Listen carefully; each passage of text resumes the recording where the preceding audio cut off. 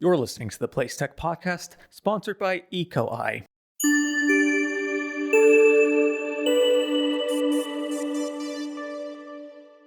Today, we'll be figuring out, on a practical level, what a smart building is, how you create one, and why.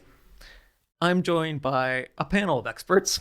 Got Phil Marsden, Director of Project Management at Muse, David Hodges, Director of EcoEye, and James Thomas, Head of Smart Buildings and Technologies at Wates. Thanks everyone for joining me. Phil, let's start with you. What tech is Muse putting in at developments like Eden and Salford that you're working on? Eden, for those who don't know, is the last office phase at New Bailey, and we've really pushed the boundaries in terms of the sustainability credentials on that building. So, we had a vision to build the most sustainable, and I mean that in its widest sense, not just sort of looking at carbon, the most sustainable commercial building that we possibly could. And obviously, therefore, we were trying to attract occupiers who share that vision. And therefore, getting the smart tech right in that building is absolutely essential to ensure that the building can be operated and managed to sort of fulfill its potential, I guess. And I think as we're seeing when we're talking to tenants who are looking to come into that building, they've obviously got their ESG objectives and credentials, and being able to, and I think for me, probably one of the most important bits about smart tech at the moment is around data.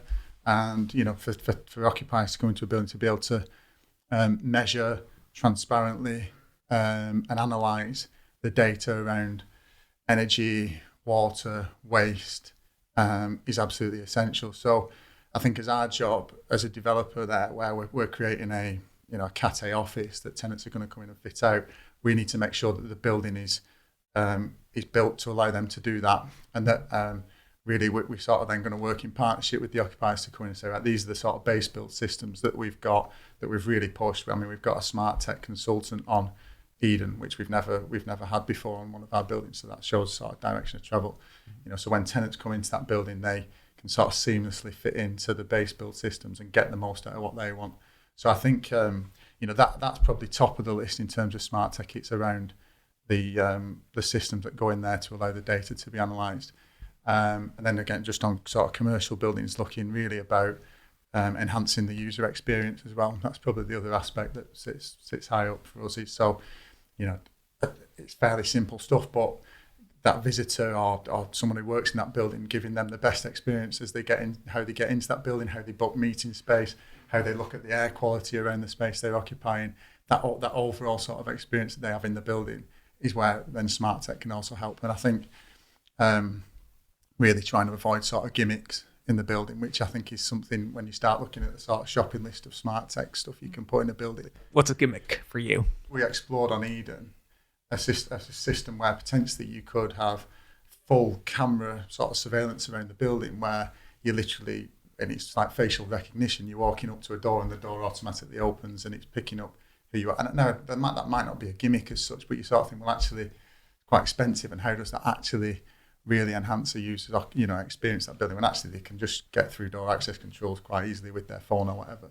So I think there's things where you can spend an awful lot of money, and you've got to just weigh up whether they genuinely enhance the sort of experience for both the business who's trying to be more sustainable and also the building, the people using the building. There's quite a lot of sort of things that you could probably fall into that sort of category, I think, as being gimmicks. Mm-hmm. So I think that's something we really try hard to avoid. Mm-hmm. So is the goal to make the building ready to be smartly operated? If we're talking about a commercial office that we're developing to Cat A, mm-hmm. I think that is it. It's obviously different than if we're involved in the fit out of a building, we're delivering a turnkey building, then we're getting much more involved about what's going in the fit out, and so that is slightly different there. And then obviously we talk quite a lot about commercial buildings with smart tech, but residential buildings as well. It's again then looking at what the purchaser of a new home will want in that building for them, and how that helps them reduce energy costs. And smart tech might then get a little bit, I won't say gimmicky, but there's things there around sound systems and security and all that sort of stuff you can put in residential buildings that makes that a better product, I guess. So it's probably slightly different depending what what sort of building we're talking about, really. Mm-hmm. David, what role do you play in these developments? Well, currently at the moment, smart technology, as we know it, is slightly different. We are, as a business, predominantly install and build management systems for energy management. And basically, smart now is moving towards conformity with how data is managed within a building and how people can access that data and leverage that for either a user experience or driving energy costs further down. So from our perspective, we are very much the element that helps the construction side. We take the data from the construction phase and the design and ensure that it's correct. So when the building's handed over and the shell and core work's finished, is that the data is then being tested and what we like to call sanitized. So when it's accessed remotely, if it be through an app or third-party software, that it does actually know what the data is doing, and that when they are turning something on and off in the building, that it actually is turning on and off the right piece of kit. Mm-hmm. So we fall part of that delivery process as part of the contract. Mm-hmm. And how do you define a smart building? James, I'll ask you this question next. A smart building for me, it's very emotive, and from my perspective, it's making sure that the building is future-proof and that the data is created with conformity, so that third-party software may be in the future like a smart contract, or if somebody wants to create a bespoke application to run the building or operate the building for customer experience, is that the building and the products used inside it are capable of delivering that experience without using low latency. So, for example, turning a light switch on through an app, that it can actually respond quickly enough, but also it's created in such a format that when the building's developed and built, that anybody can come along and understand what that data is doing, so they're empowered to create their own sort of like bespoke element. So, like, for example, a fit-out contractor comes along into the next building, they are able to understand what the data is doing within that building, so they can build upon it. Mm-hmm. James, as the head of smart buildings. From our perspective, we obviously look at the wider MEP solution, so being sort of involved within Wates and delivering solutions through Wates Building Services and SES. We look at the digital enablement of the MEP solution as being sort of the route to creating that smart ready building, and by sort of having the right structure in place and having the right foundation in place, you can then put the kind of systems in place that will support smart technology deployment in the future. So for us, it's about making it smart ready, really. It's not about pushing gimmicks and features, to a developer that aren't any real use to them. It's about having the foundation in place that when they get an end user or a particular tenant take that space from them that wants a particular feature or wants an application, they can, be rest assured that structure's in there already, and it will support whatever tech that you want to deploy in the future. Because I suppose one of the risks with technology is that it moves very quickly, and buildings don't. So how do you bridge that gap? How do you make sure that you're developing a building that doesn't go obsolete in 2 years' time? I think it goes down to having the right ICT infrastructure in place. So the kind of approach that we would take on this would be to have what we refer to as a converged network. So that would be a network that is capable of supporting your MEP solution that you install. So you're looking at IP-based products then. So for your BMS system, you're wanting IP-based, you're wanting IP as far to the edge of the system that you can. So you're wanting to base things like terminal unit controllers, which is a device that you use to control something like a fan coil unit. If it's IP-based, you've got connectivity there. You've not got latency there. You're getting data straight out of the edge of your system.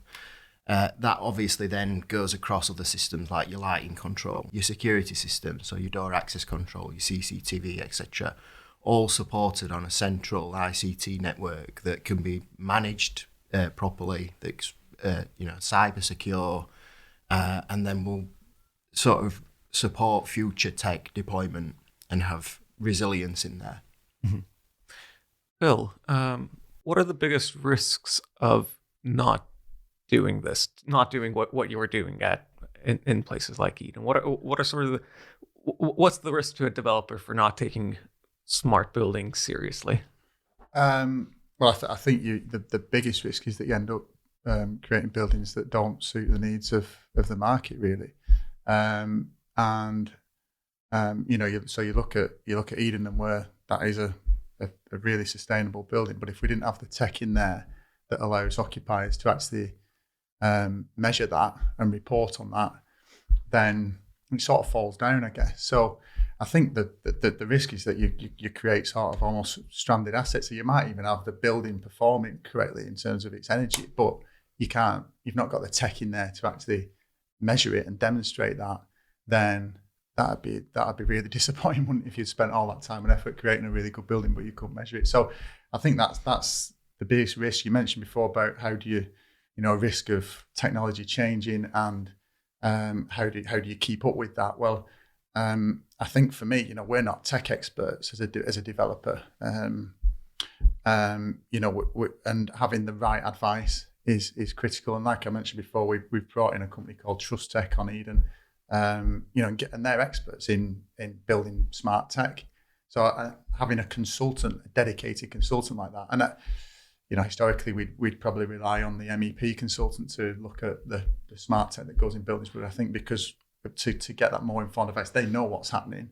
They've got as good an insight as what's coming in the future as anyone probably, and therefore getting them in as part of the team to advise you as a client about where to go, I think is key, and getting them in at the start as well, and then not being afraid of change necessarily. So we love to have a building contract, don't we? That you never change it because change is always a bit of a problem once you're on site. But actually, sometimes you have to embrace change, and if tech is changing, well, how do we get that into the building? Because at the end, we want to create buildings that our customers want, right, and suit the needs of our customers. So I think having the flexibility to bring in change throughout the construction period is really important. But yeah, the ultimate risk for me is that you're creating a building there that's not suiting what people want and need from a building, whether that's an office or someone's home or an industrial, logistics building. So yeah, what's the relationship between Muse and EcoEye? So EcoEye, I've been involved in quite a few of the Muse buildings, but I think it's an interesting point to explore where the relationship is a few steps down. So we have obviously a consultant team who's advising us, and then we appoint through a main contractor who'd appoint an MEP subcontractor who'd then appoint EcoEye. So you can sort of see the links that go down there. And so I think, it's probably quite removed in terms of a direct contractual sense, isn't it, David? Yeah, it's we form part of a contractual chain, so we need to report in a structured manner. But when we're looking at doing a design now, I suppose there's a lack of understanding of what a smart building is and how to build it, is that we are being elevated a little bit more to the front with regards to the upfront design with the MEP side. But the good thing about appointing a smart consultant like PlaceTech is that we've been able to work with them and be able to identify exactly what technology needs to go into the building to meet the needs. So they work in a different capacity. They understand the demographic of how the building's going to be used, who exactly what the aim is, and then we can work together and explain what the capabilities of the products that are being specified, and ensure that they actually do meet the aspirations. So in this instance, with smart buildings now, we need to be making decisions right early on at stage 0 now. So working with the likes of PlaceTech and working with the developer Muse, where we are also removed during the delivery process, that we do have a level of conversation a little bit earlier, because technology is moving so quick, and trying to keep abreast of that is that making sure that the appropriate products are selected, because if you don't, you could find that you may, in a short period of time, need to start doing, full refits or upgrades on products to get them back up to the position he should be. When you're working with a developer, is there any broad advice that you give them on how to figure out what exactly they need in a building? My advice would be is when they are doing a development, there's obviously some conversations about what the building's going to be used and how it's going to be used, and it's probably the aim of the demographic of what they, if it be a younger generation who want tech, or which is probably more the case, is that they make decisions early and they feed that into the contract and they get cost certainty early, because that's one of the key points, is that when it comes later on in the design and the budgets are set, sometimes you're trying to get the tech in, and it's difficult because there isn't the cost there. But if you do it early enough, you have that transparency of cost. You'll find that you'll be able to get the return on the investment, and obviously you won't be having to retrospectively pay more. So that would be my advice, certainly, is make decisions early and set the budgets early. Mm-hmm. David, not to name and shame anyone, but how often do you see these things going wrong? How often do you see a developer, halfway or 3/4 of the way through development realize, oh, we haven't actually thought about this as much as we should have done? Well, currently at the moment, it's the norm. It's the norm, right? And James will certainly endorse this. Is that most of the jobs I'm looking at is that they are usually on about a stage 3. Part of the elements of the design may be going into stage 4, and it's now become, they're seeing the demand in the market, and it's come really quickly, and they're looking at other developments, and they realise that if they don't implement smart tech, that they could be, the product that the developer may not be exactly what they need. So we find that way. It's more the case that we are trying to retrospectively put tech in, and that means it could be anything from the infrastructure is incorrect, but the ICT network needs a massive investment because they've specified it incorrectly, because it wasn't supposed to be a smart building when they set out. You're perhaps already that far down your design as well, or the route of your design, that you've already chosen particular manufacturers for products and systems that might not be smart ready, might not be digitally enabled. So you're going to have to then look at sort of revisiting product selection, which then drives cost into the job, and it can add delay, it can cause abortive design and things like that. So if you're going to truly get the most out of smart technology and that digital enablement piece, you need to be thinking about it right at concept, really, and certainly no later than sort of stage 2. But if you think about the life or the timeline of a building's development, a lot of buildings that are on the cusp of being finished now would have been started before people were having these conversations in the way they are now. Now, are there conversations that will retrospectively think, oh, we should have had those in 2022, in 5 years down the line? And how do we make sure that this doesn't happen again? Making it doesn't happen again is. Or is it just bound to happen again and again that we're on the back foot? I think in moving forward, I think when as this sort of like develops and the process develops, what we're trying to work on is conformity, so that it gets repeatability. For example, every job that's built has the same format of data, so there is for a developer there is a return on their investment, because we can then select products and we can get into an area where we are trying to pre-engineer systems and build them into digital models, so that whatever they invest in can be reused, and I think that will stop the bespoke design for every single building, because at the moment what we do is we create a building and we reinvent the wheel quite often. Yeah. And what's Muse's perspective on this? How do you keep on top of what might be coming down the line? I think that's essential for us as a developer, where we're starting the design of a building that we know is going to be finished in 2-3 years' time. We've got to be looking ahead and trying to predict what's going to happen. I mean, for example, sorry, I keep referring back to Eden, but it's a really good example. We started designing that building. Climate change was obviously an issue, but it was nowhere near as sort of prevalent as it is now. and it was pre-COVID. But we said we want to build an ultra sustainable building. We could sort of see that it was pretty obvious, but that's where everything was going, the way the market was going, and what we wanted to do as a responsible developer. But also things like we were looking at that wider sustainability, so getting really good fresh air rates into that building, and actually, like say pre-COVID, and now we've come out, we're on the other side of that. Hopefully, and you look at the spec of the building, you think actually it's responded really well to that, and that was just because we're trying to create the best building we can all the time, looking forward. And again, we're not experts, obviously, in everything. So having the right advice from consultancies, but then also the more expertise that you get from the likes of EcoEye, and then making sure you listen and take that on board. But yeah, it's an essential part of what we do, isn't it? Is looking forward and thinking, right, what's the places and what are the buildings that we're going to need in 3-4 years time. But like I say as well, being flexible and not being open to change, and not just sort of going, right, that's that contract sorted and that's it, that's what we're going to deliver. Always listening and looking and thinking, right, how do we make these buildings better, and then actually embracing that. And if that means we have to change a building, then so be it. You're not going to predict everything, are you?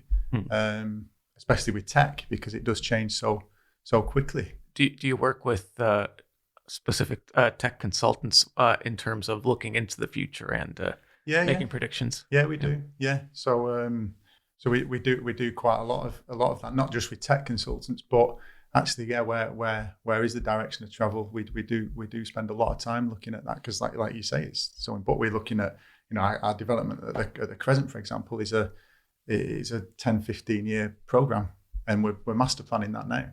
So you're obviously, you're always looking forward. And that's the Crescent in Salford. Yes, Crescent in Salford. Sorry, yes, yeah. There's another good example where you start to think about smart tech there.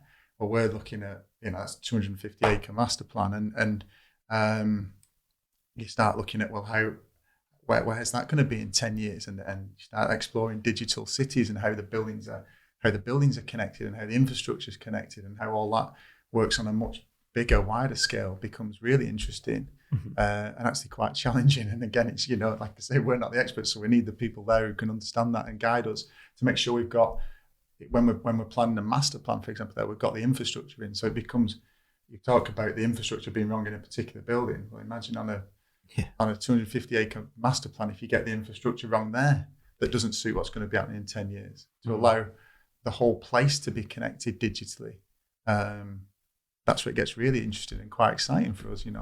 That's what we do. Yeah, I mean, what features of a master plan like that are exciting to you right now in terms of the tech that you're thinking about or already implementing? There's some massive, really good infrastructure proposals as part of that master plan, and keep trying to create much more sustainable infrastructure, and how does tech come into that?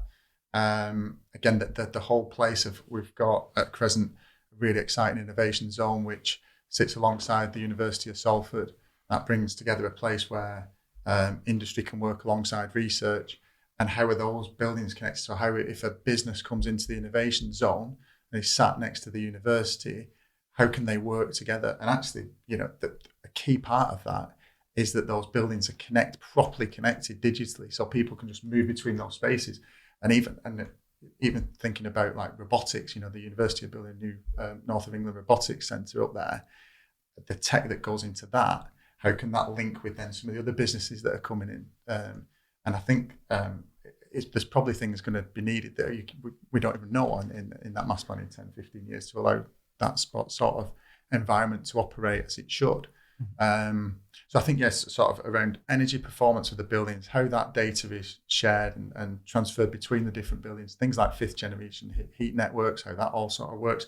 And then also the innovation type zone, how those buildings all talk to each other, becomes really exciting. James, how much do you work on inter-building connectivity? So it's not just one building that we're thinking about, but multiple buildings. So I mean, that for us is very interesting. So we're working on a couple of very large developments at the moment in London where the buildings are actually interconnected, and that's kind of the whole approach of that particular developer down there is about increasing data visibility out of each of those buildings so that they can actually respond to that demand from the building. So if they can, they've got sort of data visibility of energy performance, when their peak demands are, where their loads are, they can then get the grid to react to that and respond to it in the right way. And, some of these buildings are on sort of huge district heating and cooling systems as well. So it's all about making sure that the energy's there ready when the building needs it. And it's really, really important. And you can see how powerful it is as well. So before we go, I want you all to take out your crystal balls. And I'll start with you, David. What technology do you think is going to be important for real estate in 3 to 5 years that we're not talking about as much right now? Glad you asked me first, because I reckon we'll probably have the same answer, James and I. But I think Wi-Fi is coming. We are working with a manufacturer who can now generate quite a lot of power out of the switch, so we can power lights with Cat5 cable. It gives you really good efficiencies for your energy, but more importantly, it carries all your data, and it can do location services and space utilization, and it works through a standard LED light. So we're talking we'll be able to reduce energy by powering buildings without any mains cable for lights, so there'll be no testing. But more, I think the big thing is that you'll be able to get all your data through the actual light wave through your light fitting, and because we can actually accurately track on that, you'll be able to manage assets, you'll be able to track people, you'll be able to allow them to navigate more efficiently. So it's going to be potentially a game changer, but it's being commercialized as we speak. It's available. And is that going to create a bigger gap between smart buildings and everyone else? It's going to create, you're going to need light in a building, and all of a sudden now you're removing a few elements. Now you're putting your data infrastructure through the light. It's not going to be entirely through the light, but you're going to vastly reduce your wiring. So I would see that being a huge benefit. But the actual amount of capacity you can get through the light is phenomenally more what you can do through traditional Wi-Fi. So this means that you'll be getting a lower capex cost, plus you'll be getting return investment via the capex spend, obviously. James? I think for me, it's probably going to be based more around the kind of the data visibility side and applying things like machine learning and AI to actually predict how the building's going to perform, and that'll be through, measuring and getting more granular detail out of your building performance data. So knowing how long a space takes to respond to the number of people going into it, how long it takes to heat up, how long it takes to cool down, getting that data visibility out of the building, and then being able to apply some real, accurate analytics to it to then get the building to respond, or the building systems to respond in good time. I think that'll really change how energy is used and how energy efficiency is improved and optimized in buildings. I think there's a lot of exciting studies going on at the moment. So certain universities are looking at things like predictive model control, and that'll all come in, all come on the back of that greater sort of data visibility. Mm-hmm. There are a lot of startups that claim to do that, and do that to different extents. What's kind of missing in the market from your perspective? I think at the moment, a lot of the kind of claimed sort of machine learning and AI out there is very rules based. So it's not true AI. Can you explain the difference? So they base it, or they have to base a response on a if this happens then this. It's kind of rules based. So AI is all about actually being able to respond intelligently to what you're seeing. So if you're getting energy performance data out of the building and you can see that a room's heating up quicker than it has done the previous day, then it's about the system being able to respond to that difference in change. And Phil, final thoughts. I mean, I completely agree with what James said there. I think as occupiers and investors start to look to achieve their NABAS ratings on commercial buildings, for example, and their ESG types, that not just the data visibility, but being able to then analyse it and actually then reduce energy, and actually look at the data and go out, well, this is how we can reduce our energy by analysing that data. I think it's going to be really key. But I think an interesting thing we've not talked about so much is the creation of a digital twin of a building. So something that's coming out of the Building Safety Act, for example, about creating a golden thread. But that's just one aspect. Having a digital twin of a building instead of you think about the old sort of way of having a set of operating manuals and health and safety files in a lever arch file. Well, that's sort of that seems so old-fashioned now, doesn't it? And actually, can really see every building having a proper digital twin sat alongside it. That one obviously allows that FM to be managed so much better, but also the energy to be analysed and measured, and also just having that information there could be so powerful if you've got that digitally for every single building that you create. I can see that being certainly for us that's likely to become the norm. And you think even like residential purchasers coming to buy their home, you can give them a digital pack of their house. I think is a trend we're certainly gonna see over the next few years. And is Muse looking into digital twins in current developments at the moment? Yeah, we are doing. We're looking at that on a number of developments, and it's quite interesting. It's the sort of way the buildings are being designed now, it allows that to happen. So there's nothing sort of radical needed in terms of how designers have designed the building. It's then just how that gets taken through to create that final digital twin. And again, it's trying to understand the real benefits of that, and whether every single aspect of the building needs to be sort of labelled. Well, maybe it does, but I think again, we're just trying to find the sort of benefits again for our investors, purchasers, and occupiers, and understand what we need to do to sort of maximise their needs, really. But yeah, we are looking at that. Well, that's quite a few different things that we'll leave the listeners thinking about, and I'm sure we'll pick this up in 5 years and see where we're at. But thank you all for joining me. Thank you to all the listeners listening. If you want more, go to PlaceTech.net and stay tuned for the next one. Thank you. EcoEye offers smart building consultancy, product design, and delivery of sophisticated building controls. Find out more about EcoEye, go to eco-igroup.com.